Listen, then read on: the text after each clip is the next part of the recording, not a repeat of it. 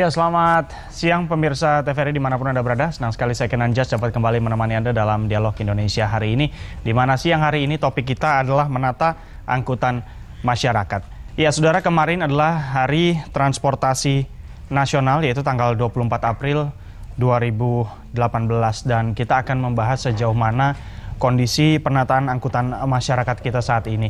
Kita sudah mengundang dua orang narasumber yang akan berbincang bersama kita di Studio 6 TVRI siang hari ini. Langsung saja saya sapa. Yang pertama ada Bapak Baitul Ihwan, Kabiro Komunikasi dan Informasi Publik Kemenhub. Pak Baitul, selamat datang. Ya, selamat datang. Selamat siang. Selamat siang. Dan yang berikutnya ada Bung Dedi Herlambang, peneliti dari Institut Studi Transportasi. Bung Dedi, selamat datang. Ya, Mas siang. Baik. Ya, kita bahas saja langsung topik kita menata angkutan masyarakat saat ini. Pertanyaan saya pertama sama akan saya tanyakan ke Bung Baitul dan juga ke Bung Dedi. Pertanyaan pertama saya adalah bagaimana kondisi penataan transportasi masyarakat kita hari ini? Kalau kita bicara penataan transportasi, tentunya berdasarkan Undang-Undang Nomor 22 tentang Lalu Lintas dan Angkutan Jalan, bahwa tersedianya sarana dan prasarana angkutan itu ya dapat memberikan pelayanan kepada masyarakat dengan selamat, aman, dan terjangkau dari sisi tarif yang dilakukan oleh masyarakat. Baik, ya. Kalau seandainya kita kemarin baru saja merayakan ini Hari Transportasi Nasional sendiri, apa kira-kira evaluasi khusus dari Kemenhub terkait kondisi transportasi masyarakat kita saat ini? Kalau kita melihat dari evaluasi angkutan massal dalam hal ini ya, saat ini pemerintah atau katakanlah kita sedang membangun seperti di Jakarta itu adalah ada LRT, ada MRT maupun ke depan adalah BRT. Ya. Nah, begitu juga seperti di Kota Palembang, Sumatera Selatan, kita sedang membangun LRT dan begitu juga di kota-kota besar lainnya. Nah, pemerintah juga sedang menyiapkan saat ini akan menyiapkan BRT, akan memberikan subsidi di kota-kota besar di seluruh Indonesia untuk memberikan pelayanan terhadap angkutan perkotaan kepada masyarakat. Pada masyarakatnya. Baik, Ya. saya ke Bung Dedi. Bung Dedi, bagaimana Anda melihat penataan transportasi kita hingga saat ini? Begini, mungkin saya ral dikit ya. Yang kemarin itu hari angkutan nasional, bukan transport. Tapi yang jelas hari angkutan nasional ini sepertinya kurang familiar di mata publik. Soalnya perhubungan sendiri juga punya hari sendiri, 17 September itu hari perhubungan. Makanya hari angkutan ini sebenarnya juga saya kaget, oh ini ternyata juga masih ada yang memperingati. Tapi juga tidak masalah, kita sekarang mulai bahas, karena memang hari angkutan itu memang kebanyakan publik menilai dari angkutan darat. Yang sebenarnya kalau hari angkutan itu memang semua moda Pak ya kereta api, laut, udara, dan darat. Tapi karena pada saat itu jawatan angkutan motor ya, angkutan motor sebelum ada Damri memang dicanangkan ketika direbut dari Jepang tahun 24 April, lalu Damri sendiri diberikan SK Kemenhub itu 25 November. Jadi memang hari 24 April memang dilupakan gitu. Tapi nggak masalah kita bahas. Jadi kita juga berharap semua stakeholder ya, mungkin bapak-bapak di sini juga, semua publik, saya dan yang lain, kita tetap harus ada shifting ataupun switching ke angkutan umum. Karena kita sangat prihatin sekali, pengguna angkutan umum kita sangat sedikit ya, hanya 16%. Kalau laporan dari BPTJ terakhir itu kan 25%. Itu pun dengan ditambah dengan tambah kereta api. Tapi kalau khusus darat hanya 16%, berarti sekitar 84% itu mereka menggunakan angkutan pribadi. Dan ini sangat fatal apabila ketika terjadi peak hours pagi ataupun sore hari. Baik. Dan ini itu kan harus dihindari. Angka 16% ini didapat dari populasi masyarakat di perkotaan apa seluruh Indonesia? Itu hanya di Jabodetabek. Tapi kalau di Indonesia jauh lebih sedikit lagi, justru lebih menurun gitu ya. Jadi berapa kisaran angkanya? Sekitar 12-14%. Jadi memang karena memang angkot ataupun angkutan publik di daerah itu kan tidak seperti yang di Jakarta ya. Jadi memang mereka semakin ditinggali oleh masyarakat. Jadi masyarakat gemar menggunakan kendaraan pribadi, entah itu mobil ataupun motor. Jadi memang paling banyak adalah motor. Jadi memang kita sangat prihatin dengan kejadian seperti ini. Jadi memang sebenarnya kalau bagi kita orang transport memang seperti ini adalah sebuah bencana, sebenarnya bencana bagi sistem transportasi itu sendiri, karena memang kenyataannya banyak pengguna jalan itu menggunakan angkutan pribadi, karena memang kita juga perhatian sekali di setahun ini memang kita rata-rata sekitar 25.000 itu kita meninggal di jalan raya selama setahun. Itu sangat prihatin. Yang paling banyak itu tahun 2016 bisa sampai 33.000 meninggal di jalan. Itu kan sangat sia-sia sekali. Karena memang banyak terjadi kecelakaan di sana. Jadi dan juga paling banyak adalah pengguna untuk angkutan motor, sepeda motor. Sekitar 70-80% itu adalah pengguna kecelakaan disebabkan oleh pengguna motor. Jadi memang kita bersama-sama kita selalu campaign atau kampanye menggunakan angkutan umum. Bagaimana dicintai angkutan umum, bagaimana. Makanya saya juga kaget, kalaupun kita sendiri juga melupakan hari angkutan umum, bagaimana angkutan umum kita juga bisa ditata dengan baik. Hari angkutan nasional maksudnya? Hari angkutan nasional. Jadi angkutan nasional itu memang pertama kali kita mempunyai angkutan moda darat itu angkutan Damri sekarang. Itu memang itu bagaimana. Jadi bagaimana cara pemerintah campaign, kampanye, promo, bagaimana supaya publik switching ke angkutan umum itu bagaimana. Saya juga punya usulan sebenarnya. Mungkin pemerintah sehari saja di hari angkutan kemarin itu hari angkutan nasional coba digratiskan pengguna angkutan umum digratiskan supaya publik juga tahu yang belum pernah naik KRL bagaimana, yang belum pernah naik BRT bagaimana, yang naik Transjakarta bagaimana, yang menaik Metro Surabaya bagaimana, ataupun Metro Trans Palembang bagaimana.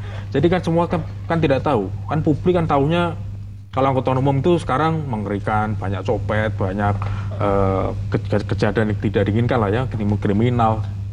Tapi kan kenyataannya kan sekarang pemerintah khususnya di Sub kan juga sudah mulai berbenah diri ya. Bagaimana cara menata angkutan umum masing-masing di wilayah masing-masing. Angkot pun juga ada wacana dikasih ACC dan sekelilingnya KWK pun, dan di Jabodetabek juga dapat PSO juga dari DKI. Ini pemerintah daerah kan sangat kreatif untuk menjaring publik yang tadinya naik motor, naik kendaraan, naik mobil, ayo menggunakan angkutan umum. Jadi kita memang harus kreatif supaya kalau kita berkaca dari target dari BPTJ, Badan Pengelola Transportasi di Jabodetabek, kita punya target sekitar 60% share transportasi publik itu sampai dengan 2030. Baik. Itu bagaimana? Sekarang di Jakarta saja sekitar 16% yang menggunakan angkutan darat. Ya, Bung Deddy sebagai peneliti transportasi sendiri, saya ingin bertanya kepada Anda, sebenarnya penataan atau berbenah diri di moda mana yang paling cukup signifikan atau dinilai sukses? Begini, sebenarnya kita itu punya Sistranas tahun 2005, itu kalau tidak salah Kemenhub nomor 49 ya Pak, nomor 2005, kita punya sistem transportasi nasional. Sebenarnya sudah bagus sekali, sudah bagus, cuma yaitu tidak ada follow up. Kita juga sayang sekali, karena 2007 terbit Undang-Undang Perkeretaapian, lalu 2009 ada perbaikan Undang-Undang Darat, sampai 2014 ada udara. Jadi masing-masing moda ini berjalan sendiri, tidak ada sistem yang mengikat. Makanya sebenarnya dari 2005 itu di situ ada klausul akan diikat dalam suatu undang-undang. Nah sampai sekarang belum ada undang-undangnya itu yang untuk mengikat supaya moda kereta, moda jalan ataupun moda udara itu tidak berjalan sendiri. Di situ mungkin ada sistem konsep integrasi ya. Di situ ada konsep intramoda, multimoda untuk barangnya. Jadi memang kita berharap semua stakeholder itu memang mari kita duduk bersama bagaimana supaya angkutan jalan ini ataupun pengguna jalan ini bisa aman, nyaman ataupun sesuai dengan target yang diharapkan, aman dan meminimalisasi kecelakaan dan dengan biaya yang terjangkau. Itu bagaimana. Dan untuk moda memang kita harus akui hanya kereta api sekarang yang paling baik, yang paling diminati. Moda kereta api itu hanya Sumatera dan Jawa. Paling diminati atau paling gencar berbenah, Pak? Termasuk itu, paling gencar berbenah dan juga paling diminati. Karena kita tahu, kereta api itu hanya Jawa dan Sumatera. Tapi setiap tahun, sekitar hampir 200 juta itu banyak menggunakan kereta api. Baik. Lalu diikuti udara, lalu laut, dan lalu darat. Nah, darat ini yang harus kita benahi, kasihan sekali. Semakin banyak ditinggalkan, pada akibatnya publik lebih sering menggunakan angkutan pribadi. Baik, ya. Saya kembali ke Pak Baitul. Pak Baitul dapat masukan banyak sekali dari peneliti transportasi Bung Dedi ini yang sudah bicara banyak. Nah, kalau Bung Dedi tadi menyatakan bahwa yang paling sering berbenah itu dari moda transportasi kereta api ya. Nah, bagaimana Kemenhub sendiri? Apakah ada pandangan lain atau setuju dengan pandangan dari Bung Dedi? Ya, kalau kita memang melihat perkembangan terakhir, memang moda perkeretaapian sangat signifikan terhadap peningkatan pelayanan kepada masyarakat. Nah, tentunya ini sejalan dengan terbentuknya Direktorat Jenderal Perkeretaapian. Kita ada suatu program bagaimana melakukan perbaikan dari prasarana maupun sarana. Dan begitu juga dari sisi aspek manajemen, ya, PT Kereta Api kita bersama-sama dan secara paralel bagaimana kita memberikan pelayanan dan meningkatkan pelayanan daripada perkeretaapian. Ya, Direktorat Perkeretaapian. Ini berarti direktoratnya baru ya, Pak? Ya. Per kapan ini direktorat ini? Direktorat Jenderal Perkeretaapian berdiri tahun 2005. Jadi yang termuda ya, direktorat yang bisa dibilang direktorat yang termuda di Kemenhub ya? Betul. Termuda. Waktu itu selevel eselon 2 di bawah Direktorat Jenderal Perhubungan Darat. Baik. Nah, dari evaluasi dan dari hasil kajian, bagaimana kita untuk meningkatkan moda perkeretaapian ini, ya kalau kita benchmark di negara-negara maju bahwa perkeretaapian inilah yang sangat dominan dan mempunyai transportasi yang sangat strategis perkotaan. Baik. Apa buah hasil dari Direktorat Perkeretaapian di Kemenhub ini? Mungkin masyarakat dapat merasakan sendiri bagaimana pelayanan perkeretaapian jauh lebih baik, ya. Sudah tidak ada lagi calo, semua sudah menggunakan AC, baik itu kelas ekonomi, dan itu sesuatu yang luar biasa, peningkatan terhadap pelayanan kita terhadap kereta api. Baik, jadi buah karya terbarunya ini LRT yang di Palembang yang kemarin disosialisasikan ke masyarakat ya? Iya, salah satu LRT kita mempersiapkan untuk SEA Games. Ya, untuk angkutan Asian Games ya? Asian Games ya. Asian Games 2018. Ya, Asian Games 2018 dan sekarang pembangunan infrastruktur sudah siap ya. Begitu juga sarananya juga sudah siap dan sudah beberapa kereta itu sudah datang ke Palembang yang kita angkut dari Madiun yang dibuat oleh Inka. Dalam waktu dekat kita akan melakukan satu uji coba dan saat ini terus dengan gencarnya kita melakukan sosialisasi terhadap penggunaan LRT di Palembang. Baik. Dalam arti kita memberikan sosialisasi itu agar masyarakat Sumatera Selatan dalam hal ini Palembang betul-betul merasa bangga, ya, betul-betul rasa memiliki LRT itu sendiri. Baik, kita akan bahas kembali LRT Palembang ini, namun saya harus jeda terlebih dahulu. Saudara jangan kemana-mana, Dialog Indonesia hari ini akan hadir kembali usai jeda pariwara yang berikut ini.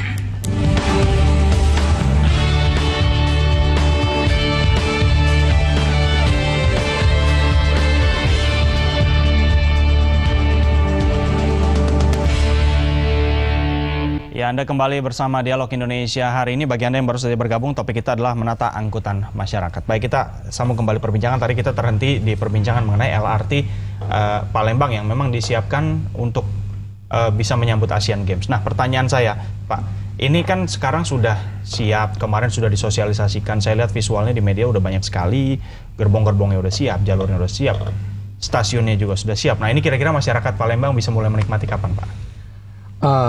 Kita berdasarkan rencana ini bulan Juni kita sudah melakukan uji coba, ya, sudah uji coba. Setelah itu akan kita lakukan satu peresmian, ya, sehingga Juli itu sudah beroperasi secara maksimal. Kita harapkan seperti itu. Secara maksimal ya. Jadi kalau misalnya Asian Games itu di bulan Agustus paling tidak ada 1 bulan kita bisa uji coba ya dan evaluasi mengenai moda transportasi ini ya. Ya, benar sekali. Jadi 1 bulan itu kita lakukan uji coba dan sekaligus mengevaluasi terhadap kekurangan pelayanan dan sebagainya. Kalau penataan tarifnya sendiri seperti apa kira-kira? Saya dengar nanti tarifnya akan berada di kisaran Rp5.000, apa benar, Pak? Ya, tentunya memang kalau kita melihat dari tarif itu pasti akan diberikan PSO, Public Service Obligation, ya. Kita harus berikan subsidi kepada masyarakat, ya. Tambah lagi khususnya di Kota Palembang, kalau kita bandingkan dengan moda yang lain, katakanlah itu sangat minim, katakanlah sangat rendah tarifnya. Dan tentunya ini yang menjadi satu perhatian kita, akan dilakukan subsidi tersebut. Subsidi tersebut. Ya. Ini merupakan LRT pertama di Sumatera ya? Ya, tidak hanya pertama. Jadi LRT pertama di Indonesia. Di Indonesia pertama ya? Dan adanya di Palembang ya? Selain di Jakarta ya, di Palembang.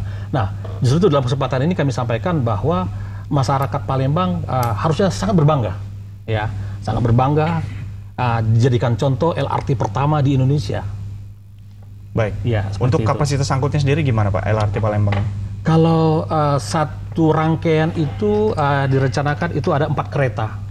Jadi kalau di setiap kereta itu kalau kita anggap maksimal ya, duduk dan berdiri itu sekitar 200 orang yang dalam posisi yang tetap nyaman.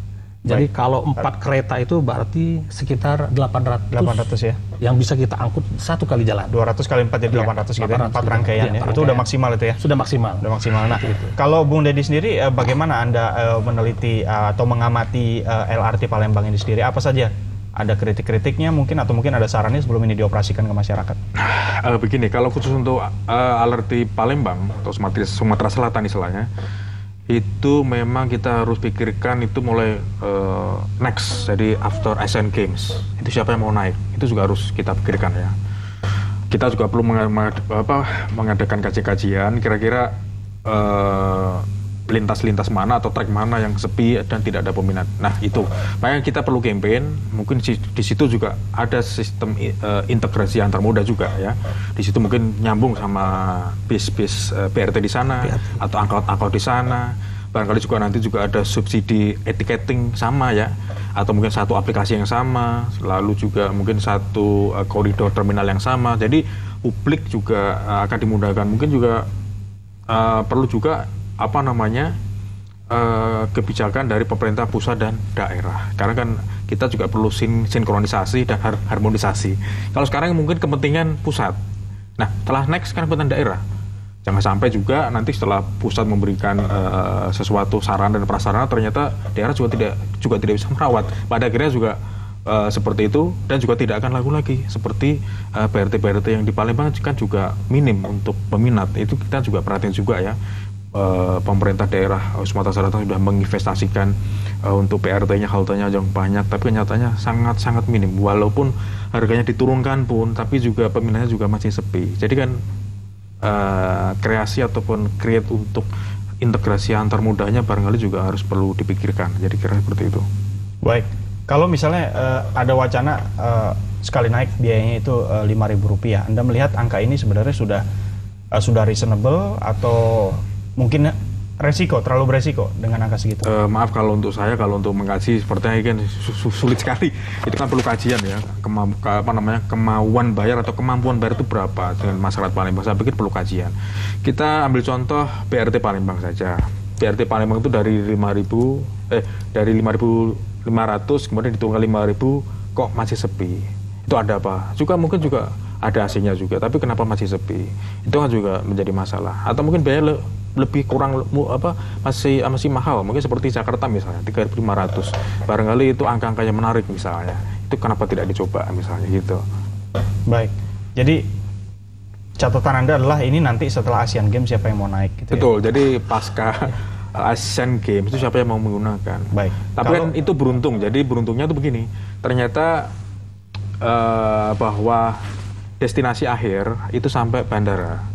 Nah, sehingga setelah saya lupa di situ ada 4 zone, tapi setelah di 4 zone itu adalah lintas komersial. Ya mungkin pemerintah kalau mau mensubsidi bagaimana itu kan komersial, karena orang yang dari zone keempat menuju ke bandara itu kan sangat komersial. Jadi beruntung itu mungkin bisa dikatakan bisa survive itu ya, mungkin kalau ke bandara. Tapi kita juga bisa lihat kemacetan Palembang mungkin dengan Jakarta bagaimana. Kalau sebenarnya kurang macet, macetnya juga tidak signifikan seperti Jakarta juga, orang juga akan tetap pilih ke kendaraan pribadi gitu loh. Baik ya. Juga. Bung Deddy, kalau seandainya memang harganya nanti ditetapkan 5.000 dan Asian Games sebut saja sudah lewat gitu ya. Artinya moda-moda transportasi apa yang kira-kira bisa menjadi ancaman keberlangsungan LRT ini tadi? Apakah keberadaan seperti ojek-ojek online ini juga mungkin bisa menjadi pesaingnya LRT di sana? Bisa juga. Justru angkutan umum kita sekarang kan tersaingi karena adanya ojek-ojek online itu, gitu kan. Makanya mungkin ojek online mungkin terlalu murah, barang sementara naik. Kalau di Jakarta misalnya ada Metro Mini Kopaja itu harga 4.000 misalnya. Naik ojol langsung paling murah sekarang 7.000 misalnya. Kan cepat, tidak ada copet, tidak ada langsung ke depan pagar lagi. Door-to-door service misalnya. Yeah. Itu kan angkutan para transit ya sebenarnya. Jadi dari stasiun bisa menuju ke destinasi. Itu kan kelebihan dari ojek. Karena memang pemerintah saat ini masih belum bisa menyediakan angkutan umum para transit seperti itu, maka yang sekarang yang dominan adalah ojol-ojol seperti itu. Baik. Ya, saya kembali ke Pak Baitul. Pak Baitul, ini percontohan LRT ini nanti kan akan dievaluasi dan lain sebagainya. Nah, kira-kira hasil evaluasi ini apakah nanti akan dikoordinasikan dengan daerah-daerah yang mungkin sekarang sudah mulai mengatur akan memiliki moda transportasi LRT? Ya, itu tentunya pastinya demikian. Tapi kami dari sisi pemerintah, kita melihatnya dengan keberadaan LRT ini merupakan satu tantangan, Pak, merupakan satu keharusan, ya, di masa-masa yang akan datang. Dan kita harapkan tidak hanya di Palembang nanti, bahwa angkutan massal LRT ini ya merupakan satu kewajiban, suatu keharusan di kota-kota besar, baik di Medan, ya, di Semarang maupun di Surabaya. Surabaya juga sudah akan mengembangkan tram dan sebagainya, maupun di kota-kota besar lainnya. Jadi kita melihatnya jangka panjang bahwa angkutan massal ini sangat dibutuhkan pada suatu saatnya nanti. Memang kalau kita melihat atau melihat jangka pendek, hitung-hitungannya mungkin ya katakanlah ya bisa saja tidak begitu diminati dengan tarif yang tinggi. Tapi yang kita pandang, yang kita lihat itu adalah jangka-jangka panjang. Kebutuhan transportasi massal ini harus kita persiapkan untuk masyarakat. Kira-kira daerah mana di Indonesia ini yang sudah siap untuk mengembangkan LRT? Pertama itu sudah ada beberapa pengajuan maupun studi-studi. Yang pertama itu Medan, ya, Medan, Bandung, ya, Semarang, ya, seperti itu. Begitu juga Denpasar, Bali, ya, Makassar juga sudah ada kajian-kajian atau studi-studi yang kita siapkan untuk jangka panjang terhadap angkutan massal MRT ini. Salah satunya ya LRT dari bagian pelayanan terhadap angkutan massal kereta api. Baik, apakah proyek-proyek pembangunan LRT ini juga termasuk dalam salah satu proyek strategis nasional yang dicanangkan Pak Presiden Jokowi? Persis sekali, ya, bahwa LRT Palembang maupun LRT Jabodetabek ini merupakan proyek PSN nasional.